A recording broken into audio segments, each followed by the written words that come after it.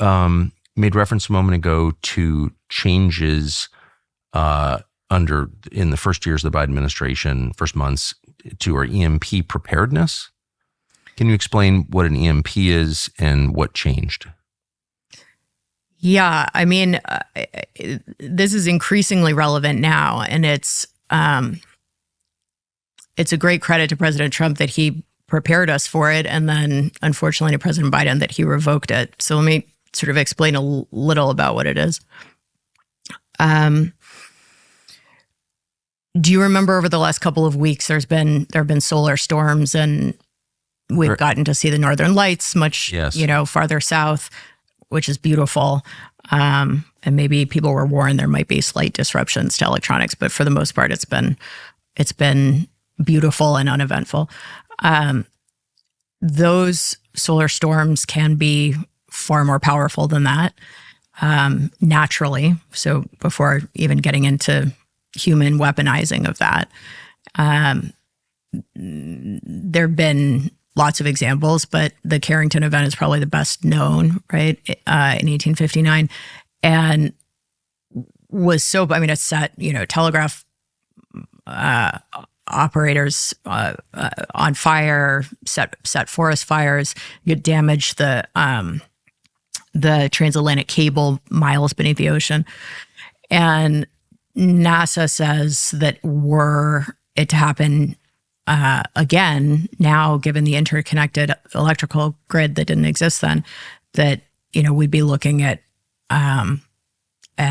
darkness around most of the globe, possibly for years, up to 7 years, is what they have said, and that these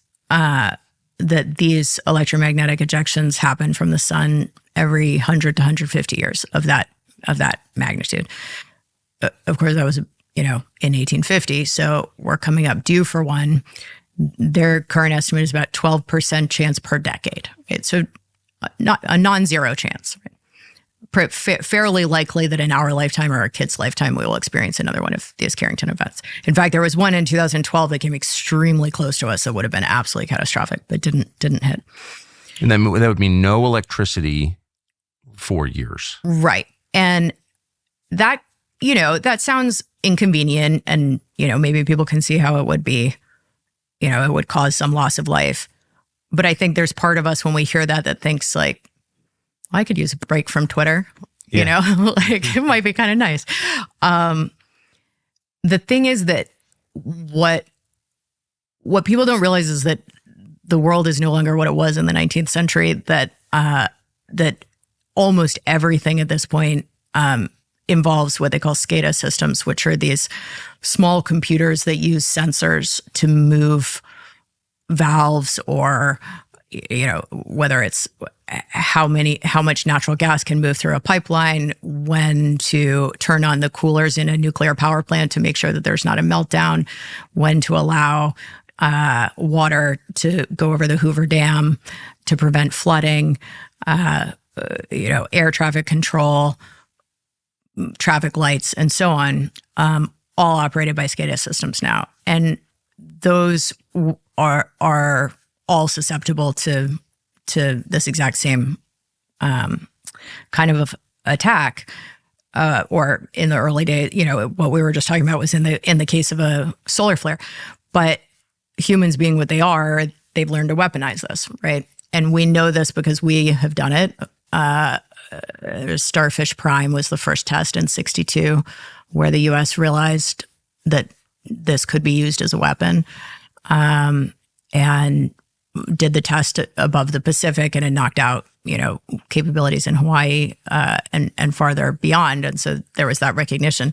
We now know that the Soviets figured it out even earlier. They told us during the kind of détente in the 90s that they had already done 7 tests at that point over Kazakhstan and wiped the entire power grid of Kazakhstan. Actually, created a lot of suffering in the process.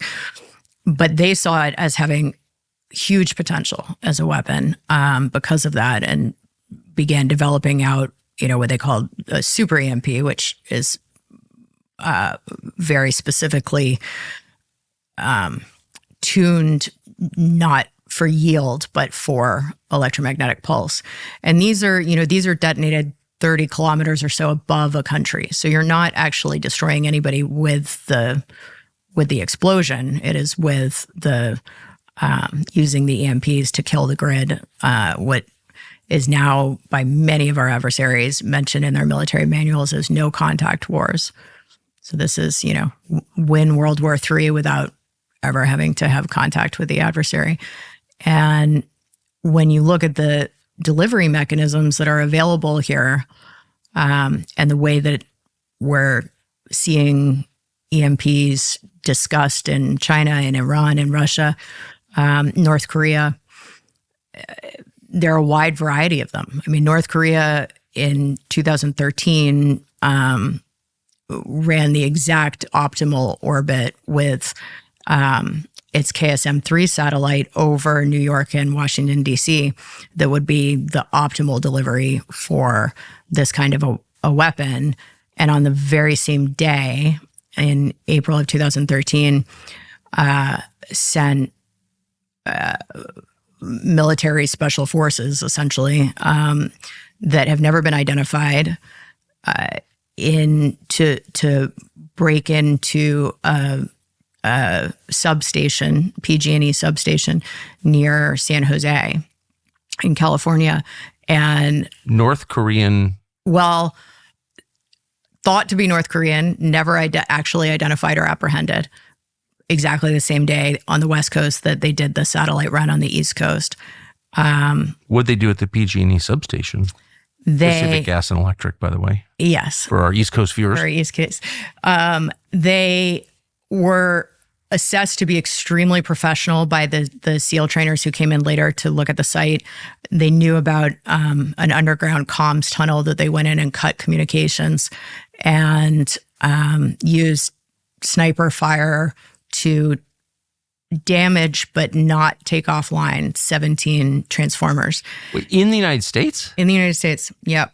Wait, we had a North Korean team of saboteurs, or saboteurs sent by North Korea. Certainly professional special forces of some variety, thought to be North Korean. Just outside San Jose, in Coyote, California. I was an adult in 2013. Obama was president. I was reading the news. I don't remember. No, it was about this. Very, very downplayed as vandalism.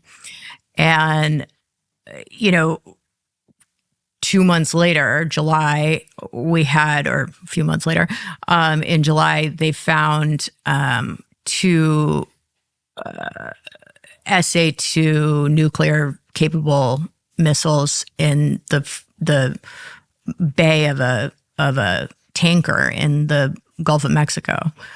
And this was all really as the North Korean tensions were mounting, which President Trump gets far too little credit, in my opinion, for that resolution or détente. And now, under Biden-Harris, we have North Korean troops being pulled by Putin into the war in Ukraine. So that escalation is back in play again. But those are 3 distinct ways to attack our electrical grid that were all mounted within, a handful of months. And as a result, in 2014, NORAD announced that they were fully moving and investing hundreds of millions of dollars into further rad hardening Cheyenne Mountain. So they've taken it very seriously for their own force protection, which is good, but not for the rest of us. Thanks for watching our YouTube channel. We hope you'll subscribe to it. And by the way, you can hit the little bell on there and get notifications every time we produce a video. We hope you'll do that also.